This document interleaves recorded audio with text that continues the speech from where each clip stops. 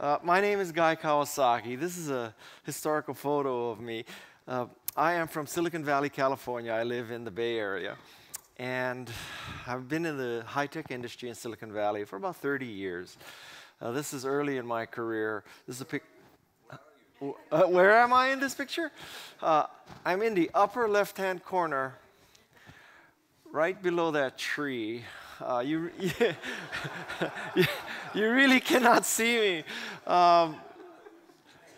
It's so stupid. You know, if I had known Apple would be so successful, I would have stood in the front of this picture. Yeah, so this is the Macintosh division. I worked in the Macintosh division. This is about 1984. I was Apple's software evangelist, so my job was to convince people to write Macintosh software and create Macintosh hardware. This is the largest collection of egomaniacs in the history of California, by the way. We held the record for 30 years until Facebook broke the record. The most important person in this picture is, of course, Steve Jobs. He's the guy in the front there. This is a very important photo. This is the only known instance of Steve Jobs ever getting down on his knees. If you work for a carrier, you know how that goes. So yeah, this is the Macintosh division. I worked here, and then I started some software companies. I became a writer, speaker, venture capitalist. Today, I am the chief evangelist of a company out of Sydney, Australia called Canva. It's an online graphics design service. I'm also a Mercedes-Benz brand ambassador, which is one of those thankless jobs. There are about 10 brand ambassadors, global brand ambassadors for Mercedes. People like Garrett McNamara, big wave surfer, Roger Federer, tennis player, and then there's me. So I'm not a world-class athlete. I'm a world-class marketer, I hope. That's why they picked me. Anyway, it's one of those 1% problems, you know. Somebody has to get paid for driving a Mercedes. Might as well be me. And I'm also on the staff of the UC Berkeley Business School, Haas Business School. So that's what I do. But I'm here today to talk to you about innovation. I have worked for Apple. I have worked for Google. I've been in a bunch of startups, and you know, it's kind of all about what you're trying to do, making that digital transformation great and changing the world, and in Steve Jobs' words, dent the universe. So I have watched high-tech speakers for about 30 years, and with the exception of Gustavo, I will tell you that most high-tech speakers suck. And not only do they suck, they go long. That's a bad combination. I mean, if you suck and you're short, it's okay. And if you're great and you're long, also okay. But if you suck and go long, that's like being stupid and arrogant. It's just a deadly combination. And so what I do for my speeches is I use the top 10 format. That way, in case you think I suck, you know how much longer I'll suck. I have 10 points in my speech. So this is the art of innovation. And I hope that it'll help you change the world, embrace change, and cause change. So the first thing that I've learned, or the most important thing that I learned about innovation, is that great innovation occurs because people, companies, want to make meaning. That is, they want to make the world a better place. And my observation is if you make the world a better place, one of the natural consequences is you also make money. So if you make the world a better place, sort of everything else follows. And here are some examples of companies and how I think they made the world a better place. So Apple brought computers to everybody. In terms of the user interface, accessibility to that power. Google is trying to bring information to everybody. The company that I work for now, we're trying to democratize design. All of these companies are changing the world. They're making meaning. So I ask you to zoom out every once in a while and ask, you know, what are the meanings that we're making? How are we impacting lives? Because that is the root of all great innovation, the desire to make meaning. The second thing is to understand that great meaning, great innovation occurs when you jump to the next curve, not necessarily when you duke it out and fight and try to improve the same curve. I think that Bizagi is trying to take you to the next curve, or you're with Bizagi on this journey to the next curve. So a very old example, ICE 1.0. ICE 1.0 was the ice harvester. Bubba and Junior in the winter would go to a frozen lake or a frozen pond with a horse and a sleigh and a saw, cut blocks of ice. In 1900, about 9 million pounds of ice was harvested in the United States. 30 years go by, we have ice 2.0. Now it's an ice factory. An ice factory is a significantly better technology because now it did not have to be winter. It did not have to be a cold city. You could freeze water centrally anytime. You could have an ice factory in Miami. You could not have ice harvesting in Miami. Another 30 years go by, and now we have the refrigerator curve. This is even better because now you don't have to live near an ice factory. The iceman doesn't have to deliver ice to your house. You have your own ice factory, a personal chiller, a PC, if you will. Much more convenient. The very interesting fact is that none of the ice harvesters became ice factories, and none of the ice factories became refrigerator companies, because most organizations define themselves in terms of what they already do. If you define yourself as we're in the business of harvesting ice, or you define yourself as we're in the business of freezing water centrally, then guess what? You don't embrace the next curve, the refrigerator curve. In the map business, map 1.0 is a paper map. Significant improvement, better than just navigating by the stars. Map 2.0 is now digital. We have maps on our phones and our pads and our pods. Great innovation, much better. Maps can be digitally enhanced. They can be digitally updated. This is a map of Silicone Valley. I live in, as I said, the Menlo Park area. I didn't say that, but I'm telling you now, I live in the Menlo Park area, and I love to surf. So for me, I need to go from Menlo Park to Santa Cruz, and that involves going across the valley on 280 to 85 to 17 to 1. So that's the path. It's kind of to the right and down.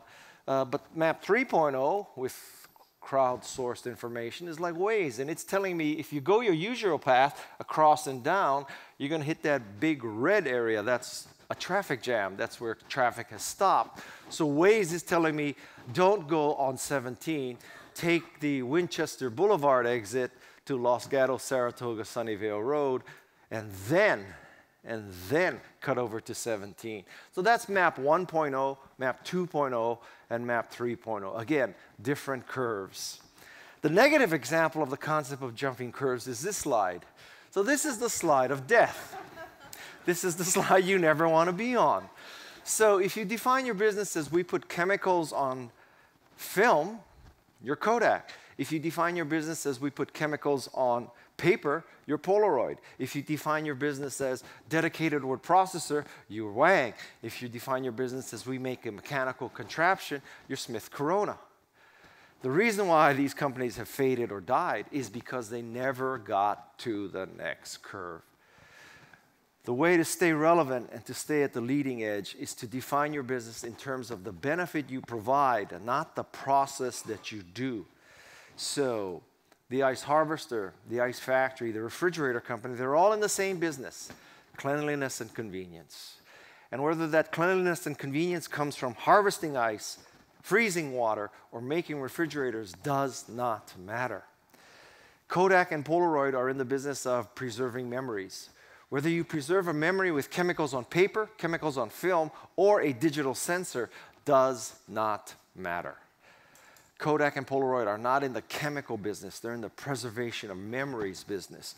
Wang and Smith Corona, they're not in the business of word processing or typewriters. They're in the business of communicating information. And if you communicate information via a general purpose computer or a website or a blog, it doesn't matter. Remember, the benefits you provide your customers, not the process you currently do. Get to the next curve. Number 3, stolen from Apple, stolen from Bobby McFerrin. Bobby McFerrin had a great song, Don't Worry, Be Happy.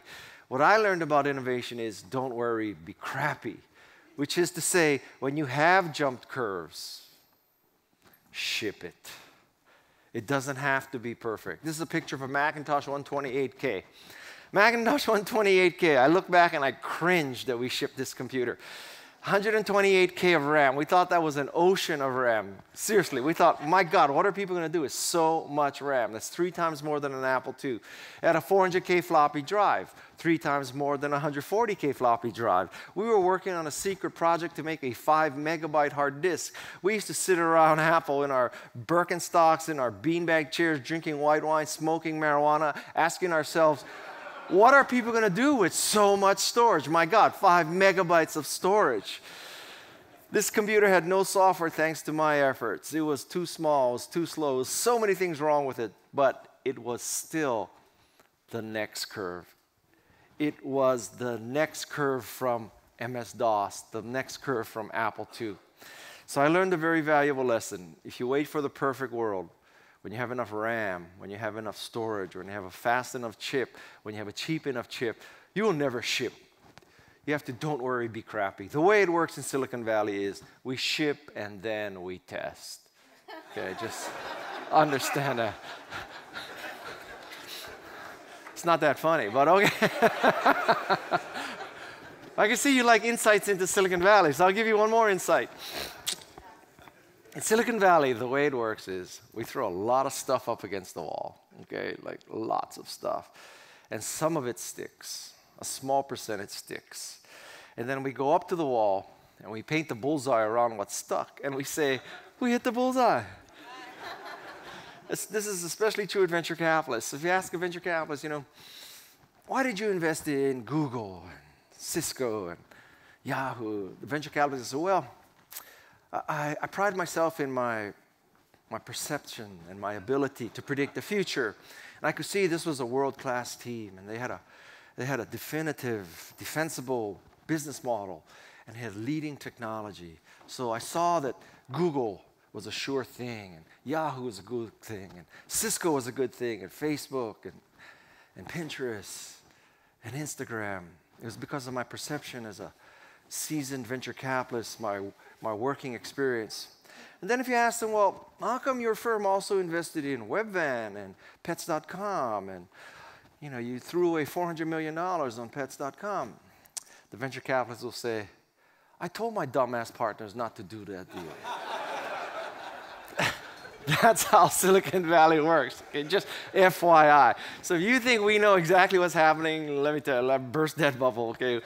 We throw a lot of stuff up against the wall. Some of it sticks. We go up, paint the bullseye, and declare victory. The message here is, don't worry, be crappy. If you're in biotech, not for you, okay? Number four is something that few people appreciate about Steve Jobs, which is that guy used to focus on merit. He did not care about your gender, your sexual orientation, your religion, the color of your skin, any of that. He only cared that you were good. You were either good or shit. There was nothing else. He didn't care about anything else. He was way ahead of his time, way ahead of me too, okay? Focus on merit. This is a picture of a panel with the direct reports of Steve Jobs. So, the woman on the left is from the New York Times. She's the moderator. Next woman is Joanna Hoffman. She was played by Kate Winslet in the Steve Jobs movie. Next woman is Debbie Coleman. She ran the factory. The next person is Susan Barnes, CFO. Barbara Colkin, product marketing. And Andy Cunningham, the PR person from our outside PR firm, Regis McKenna. And the reason why I put this picture up here is this, back in 1982 and 1983 and 1984, half of Steve Jobs' reports were direct reports were women. He was way ahead of his time. Great story about the woman in the green dress. Steve Jobs and Susan went to Japan to negotiate with Sony because we wanted to put a Sony drive in the Macintosh. And Sony told Steve that they would not negotiate with a woman. And if they wanted to deal with Sony, take Susan Barnes out of the equation and we will negotiate with you. And Steve Jobs told Sony that if you don't negotiate with Susan Barnes, we will simply not use a Sony disk drive, so make a choice. And that's how far ahead of his time Steve Jobs was on merit. Now, don't get me wrong, okay? Working for Steve Jobs was not all pixie dust and unicorns, okay? Everybody who finds out that I worked with Steve wants to have a Steve Jobs story, so I'll fulfill that moral obligation. One day I'm in my cubicle, and Steve Jobs shows up with somebody I never met, and he says, Guy, have you heard of a company called Nowhere? Are we working with it? I said, yeah, Steve, I know all about Nowhere. It's a software company for educational software, knowledge software, nowhere. And it has drill and practice software, Steve, and 2 + 2 = 4. It's not very sophisticated. It's not very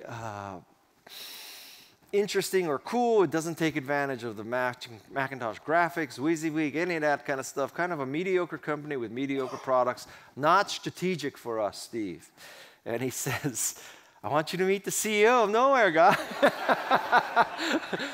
Welcome to my world. You have to prove yourself every day working for Steve. Don't get me wrong, okay? It was a great experience. I would not be here without Steve Jobs. And the world is a lot less interesting without Steve Jobs. Having said that, I could pretty much assure you that he's in heaven telling God what to do right now. And he's designing Universe 2.0, so if you don't like Universe 1.0, Universe 2.0 is coming. But I will tell you some things about Universe 2.0. It will be late. It will be expensive. And none of the cables you have in this universe will work in that universe.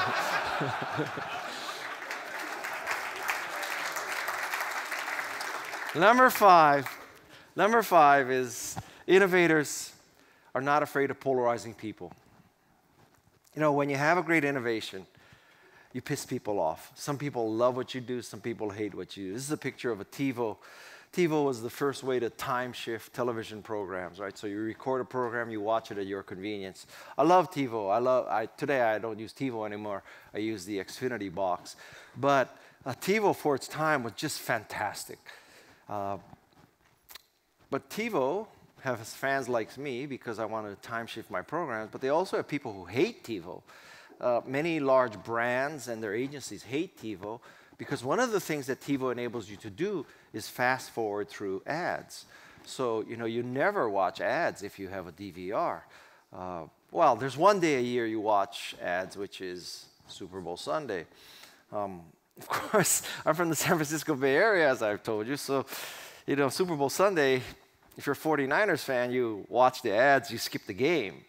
Because, how many times can you possibly want to watch Tom Brady, win the Super Bowl? So, it's all about polarizing people. Now, I'm not saying you should wake up in the morning saying, how can I piss people off? What you should do is wake up in the morning saying, how can I jump to the next curve? Understanding that you will piss people off. That's okay. That's a lot better than not being on the radar and nobody knowing that you're making a difference. Polarize people. Number six is something that is very, very difficult for people to grok, which is you have to learn to ignore naysayers. There are two kinds of naysayers in the world. I call them bozos, clowns, idiots, pendejos, whatever you want to call them. So, ignore naysayers. There's two kinds. One is slovenly, disgusting, pocket protector, body odor, Japanese watch, rusty car. That's not the dangerous bozo, because you look at that person and you say, well, that's a loser. Only a loser would listen to a loser. So if you're not a loser, you don't have to worry about that. The dangerous bozo is the winner bozo. The winner bozo, rich and famous. Many people think that rich and famous parses to smart. But rich and famous doesn't always parse to smart. Rich and famous often parses to lucky. If rich and famous always parse to smart, we should listen to, I don't know, Kanye West about constitutional law. Tom Cruise about spirituality. Kim Kardashian, how to travel in Europe safely. You just have to get a little deeper than assuming rich and famous equals smart. Because if you think rich and famous equals smart and you listen to rich and famous people, you will go awry. That's the danger. So I think that naysaying and stupidity and bozosity is just like the flu. And how do we fight the flu? We get a shot. So I'm going to give you some shots of bozosity. I think there's a world market for maybe 5 computers. Thomas Watson, chairman of IBM, thought there was a world market for 5 computers. I have 5 Macs in my house. I have all the computers in the world he anticipated in my house. This telephone has too many shortcomings to be seriously considered as a means of communication. The device is inherently of no value to us. Western Union, 1876, wrote off telephony. Oops. You know, how many of you use Western Union today? None of you, right? Western Union should be a cyber currency. It should be Square. It should be PayPal. It should be one of those things. But it's very hard to get from telegraph to internet if you write off telephone in the middle. It's too big a chasm to cross. Maybe they were going to teach everybody in America the Morse code. How hard could that be? Then you could put a telegraph in every house. And then as Americans got more mobile with their horses connected to their wagons, large roll of copper wire behind the telegraph, you know, and you string it out behind your wagon. That's the mobile solution. Wow. They wrote off telephony in 1876. And then there's no reason why anyone would want a computer in their home. Ken Olsen, founder of DEC, great entrepreneur, great innovator. But he didn't believe in personal computing. And you really can't blame him. He was a great entrepreneur.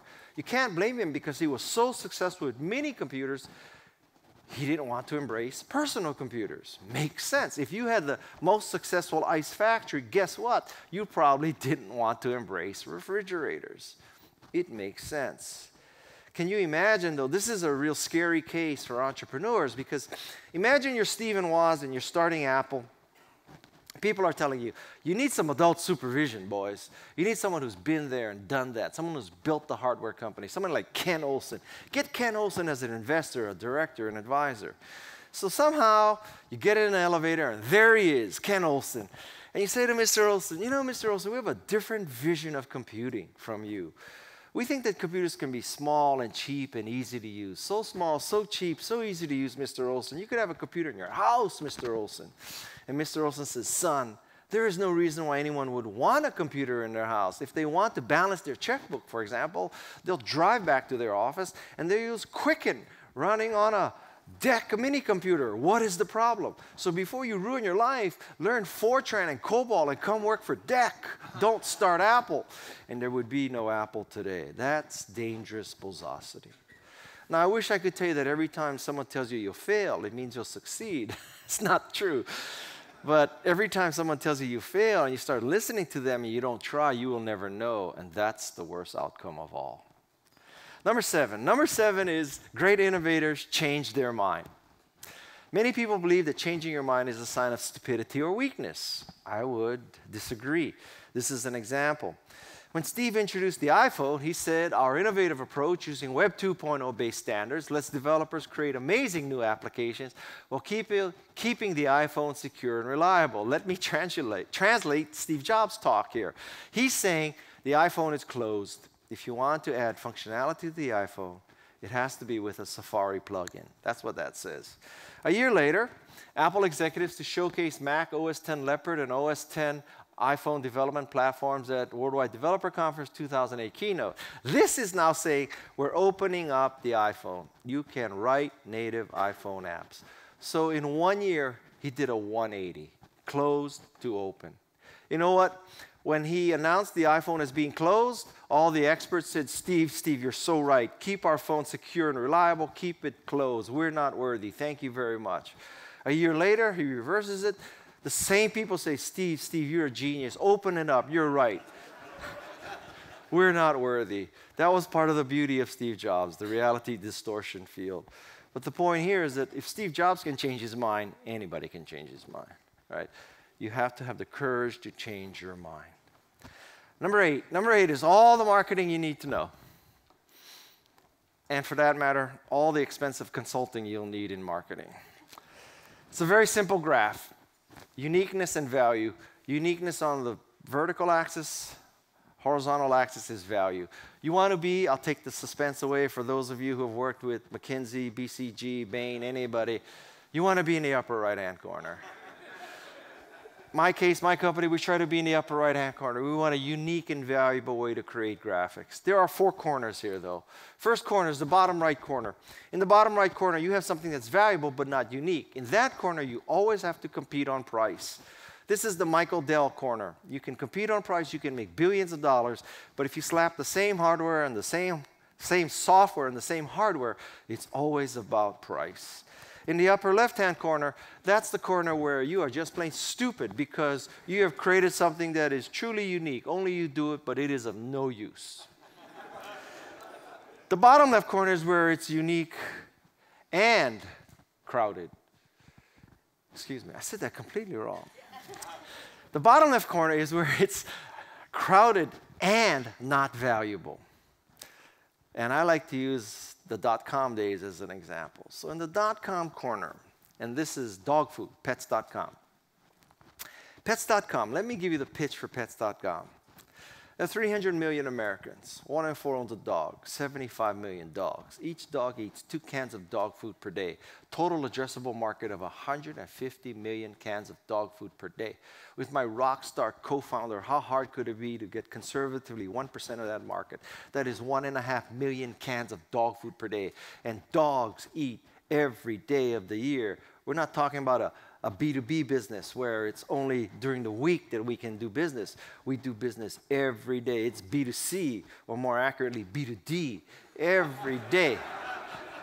Every day we sell dead cows in cans. So 1% of 150 million is 1.5 million cans of dog food per day times 365, conservatively speaking, 700 million cans of dog food a year. Holy cow, call Goldman Sachs, file the IPO. That's why there was pets.com, mypets.com, epets.com, ipets.com, peapodpets.com. There are 10 ways to buy dead cows in cans, okay? Why wasn't it valuable? It wasn't valuable because, yes, you could eliminate the dog food store, but it still meant that people needed to get the dead cow in their can to their house. So yes, you eliminate the retailer, you give a 20% discount, but then you have to add shipping and handling. So the discount that you gave at the top line was roughly equal to the amount you had to add back in for shipping and handling. It was really not that cheap to buy dog food online. And then if you think about it, you still had to get the dog food to your house, and so somebody had to be home when UPS brought the dead cow in the can. And if UPS brought the dead cow in the can and no one was home, you get the little tag that says, we tried to drop a dead cow in a can today at your house. Nobody was home. We're going to bring the dead cow in the can back tomorrow. If we bring it back tomorrow and you're not home, we're sending the dead cow in the can back to the factory. So it was less convenient, just as expensive, and crowded. It's the worst corner of all. So all of marketing and all of innovation boils down to getting in the upper right-hand corner, where you are unique and valuable. This is a picture of a Breitling emergency watch. This watch, if you unscrew the big knob at the 5 o'clock position, it starts broadcasting an emergency signal. So if you're a surfer and you're getting pulled out by the riptide, well, if you're a surfer and you're getting pulled out by the riptide, you're stupid anyway. You deserve to die, but anyway. So if you are a skier and you go off the course or something and you're about to die, you pull that out. Next thing you know, there's a Coast Guard helicopter looking for you. Kevin Costner's getting in the wire basket. He's going to drop down and save you. So this is not something you do when you took the wrong exit, okay? It's when you're about to die. It's unique and valuable. The only watch that can save your life. This is a picture of a Mercedes smart car. All of us have cars that can park parallel to the curb when there's lots of parking. How many of us have cars that can park perpendicular to the curb? Unique and valuable. So if you're an engineer, your job is to make a product that's unique and valuable. If you're a marketer, your job is to make sure that people understand that it is unique and valuable, because that's where history is made, that's where margin, money, everything. The action is in the upper right-hand corner. Think of iPod when it first came out. It was unique and valuable. It was the only way you could get a lot of music legally for only 99 cents each. That was unique and valuable with an interface that a mere mortal could understand. That's what made iPod successful. Number 9, stolen from Chairman Mao, though I fail to see how he ever implemented this. Letting 100 flowers blossom means that at the start of great innovation, you take your best shot in positioning and branding and all that good stuff, and then you ship and you pray. And you hope that somebody embraces your product or service. With Apple, let me tell you how it worked. We thought we had a spreadsheet database and word processing machine in the mid-'80s. We were 0 for 3 there. The flower that bloomed for Macintosh was desktop publishing. Desktop publishing saved Apple because nobody was buying Macintosh for spreadsheet database or word processing. Desktop publishing was a gift from God to Apple. It saved Apple. No desktop publishing, no Aldous PageMaker, no Apple today. We'd all have phones where the battery lasted for 2 days. You know, we'd have phones with real keypads. We'd have phones where the GPS actually worked. It would be a different world without Apple. And so I truly do believe that desktop publishing saved Apple. And I also truly do believe in God. And one of the reasons why I believe in God is there is no other explanation for Apple's continued survival than the existence of God. Let 100 flowers blossom. You think you have a spreadsheet database and word processing machine, come to find out you have a desktop publishing machine. Imagine you're Avon and you have a product called Skin So Soft. Well, you don't need an MBA to figure out what's the purpose of Skin So Soft. It's to make your skin soft, duh, to be beautiful and luscious and all that good stuff. And then you find out that mothers are buying it as an insect repellent. You know, oops, that wasn't our intended market. You know, our positioning was not better for your children than DDT. That wasn't the plan. So the question is, what do? Do you, like, you know, get an off-site with all your executives and hire a big consulting firm and say, we have a problem. Mothers are buying our product as an insect repellent, not as a beauty product. I say, declare victory. Brand extension, Skin So Soft for kids with, you know, sunblock in it, like whatever it is. If mothers want to buy your product as an insect repellent, sell it. One of the things I learned about this is take the money. Always take the money. Let 100 flowers blossom. You're working on something for, you know, heart attacks, and it come to find out it increases the virility of men. Declare victory, man. Viagra, we intended this to be something for men, not for heart attacks. Let 100 flowers blossom. Number 10. Number 10 is the realization that innovation is a process, it's not an event. This took me a long time to figure out. I thought you ship a great innovation, you know, angels started singing, clouds part, hallelujah. Your biggest problem is how can we make Macintoshes fast enough? It's very seldom works out that way. Usually you have to take version 1, make it 1.1, 1.2, 1.3, 1.4, 2.0.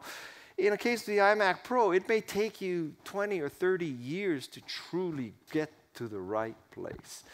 It is a very important lesson. Innovation is a long, difficult process. It is not an event. Churn, baby, churn.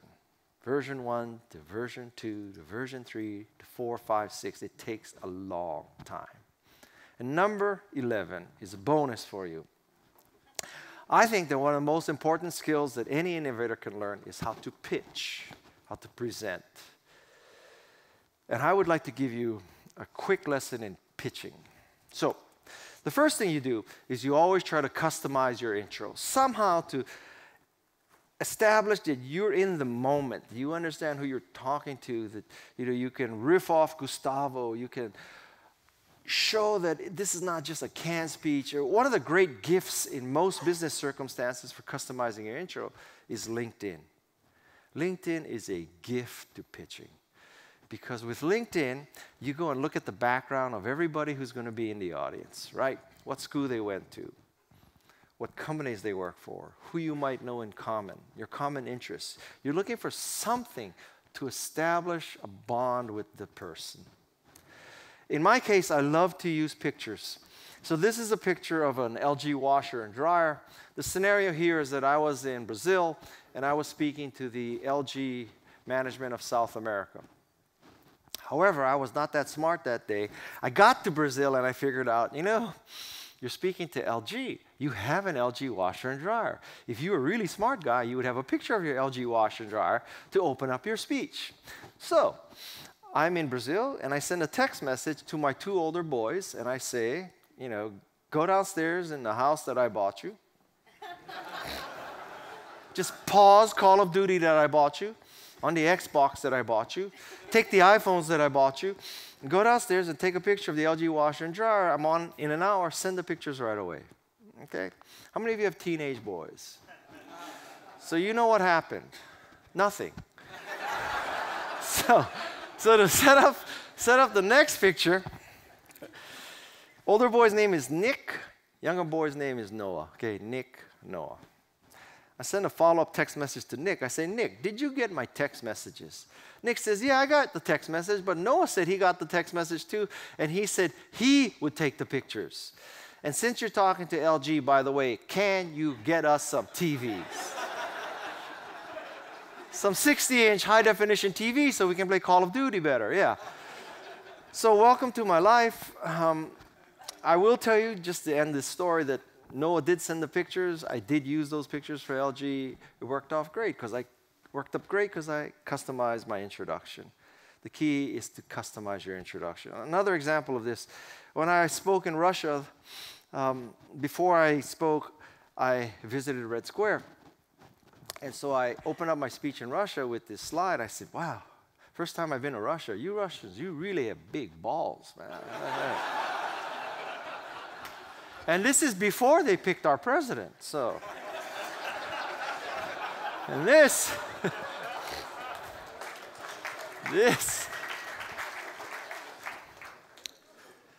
I wonder what the P in POTA stands for anymore. But anyway, this is a picture in Istanbul.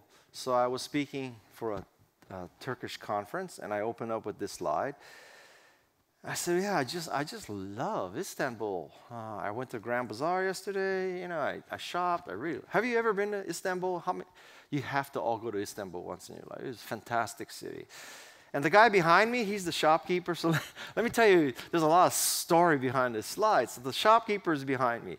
And you see how happy he is? You know what he's thinking?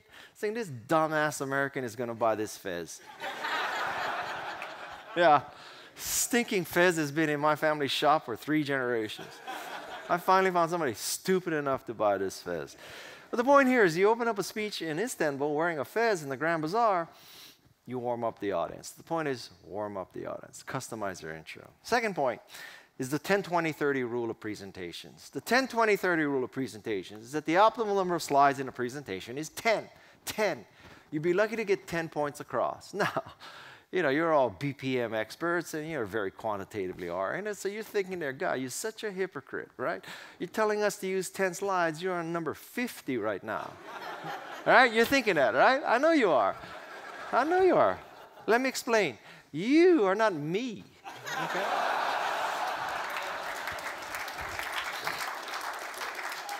You should also be able to give these 10 slides in 20 minutes. Why 20 minutes when there's a 60-minute slot? Well, I know, to my great disappointment, that to this day, the world is still 80, 90% PC, right? You're using Windows laptops. And I know when somebody shows up for a meeting with a Windows laptop, is going to hook it up to the projector, I need to allocate 40 minutes for setup.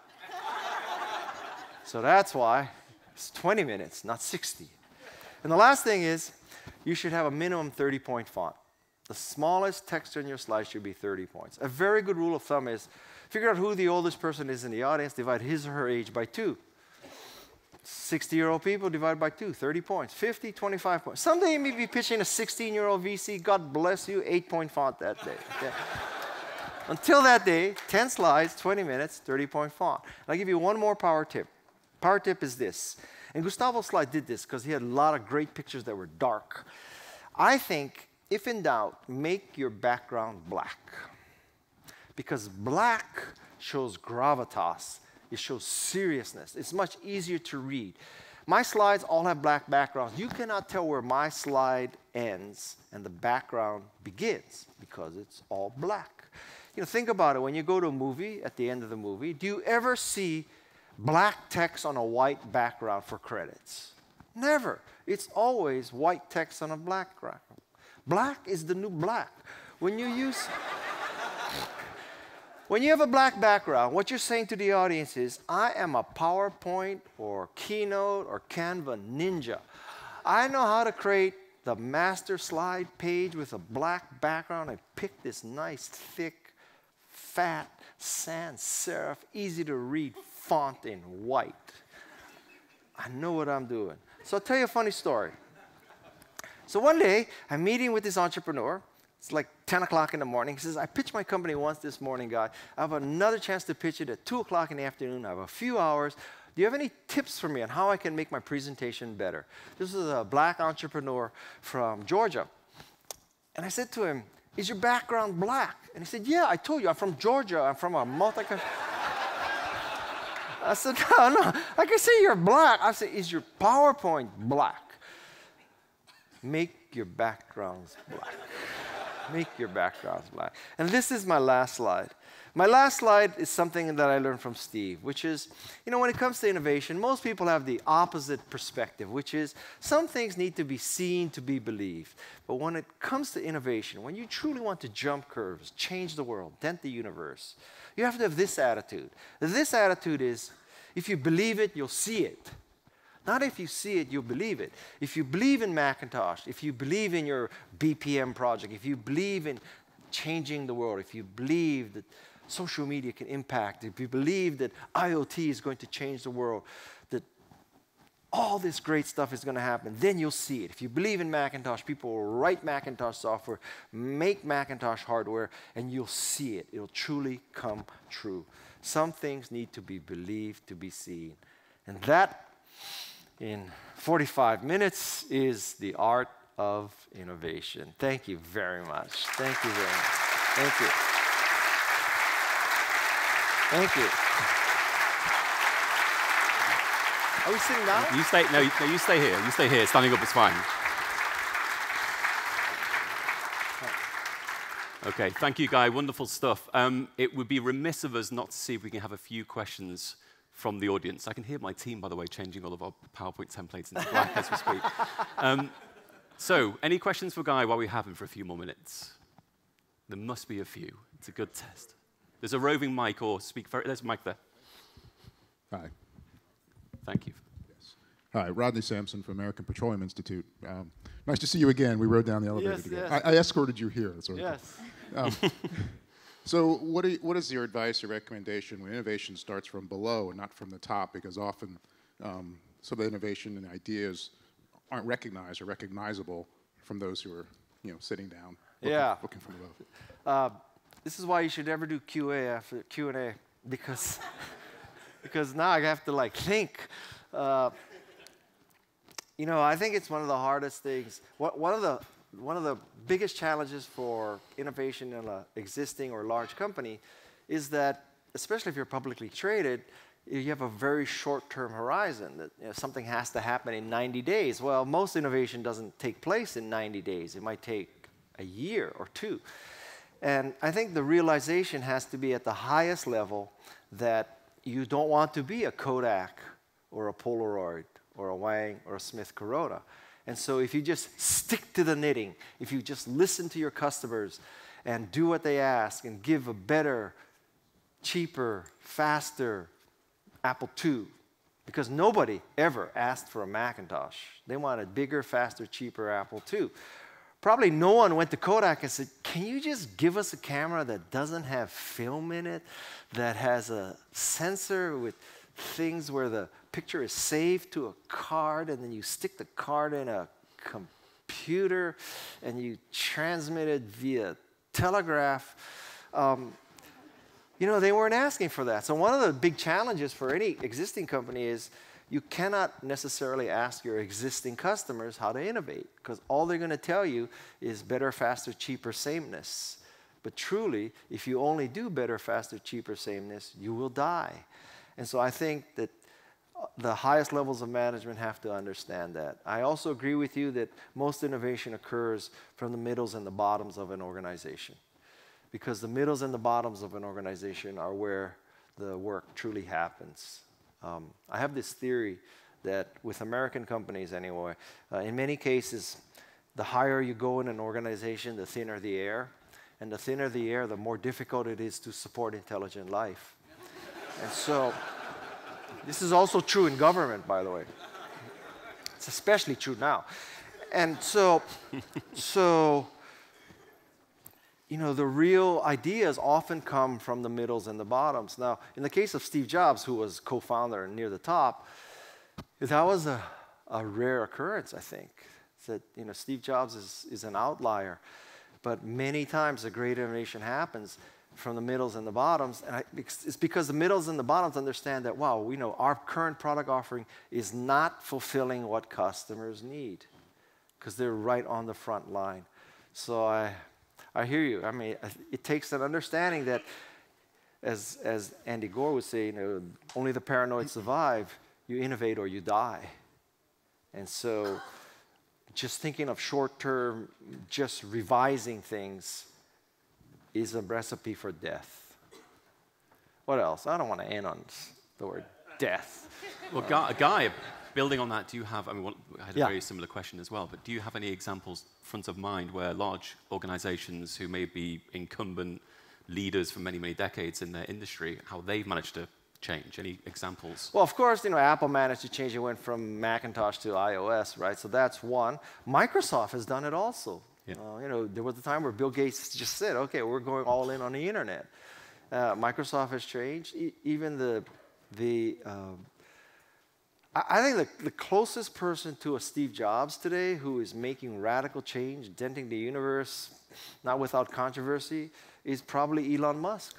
Sure. That Elon Musk is pushing the edge, and kind of single-handedly, he's making the automotive business go electric, right? Yeah. So now, companies like Mercedes and Ford and everybody, we have to go electric, and it's the way to go. But Elon Musk was the catalyst there. So I think he's a great example of change. You should never bet against people like Elon Musk and Steve Jobs, really. Okay. And any more questions? Do I see one? Derek? I'll give you one. So, really, really good talk. The challenge for innovation, in a way, I'm the keynote at the end of the day. Are your slides black? They will be by this time. They will be. I'm sorry I work for Gartner, so it's got to be blue. I know you don't have 30-point font. Anyway, no, you're right too. But really, the central piece of where I'm going with innovation is about the people. It's the people, stupid, who innovate. And what advice, and I've got some coming later on, but what advice would you give this audience about how to engage their colleagues into designing the future rather than fixing the past? I would say that you ask for forgiveness, not permission. That I love the concept of skunk works, that you're working on the side, you're doing it. You don't ask the permission of your vice president. You do it and you show it as a prototype. So rather than seeking permission, can I work on this project? I think you start the project, and then when it's at a point where it's visible and prototypable and seeable, then you spring the question. Very few people will give you permission to divert from this short-term focus. So ask for forgiveness, not permission, and build a prototype would be my advice. All righty, thank you very much. You've been a nice audience. Thank you very much. Thank you.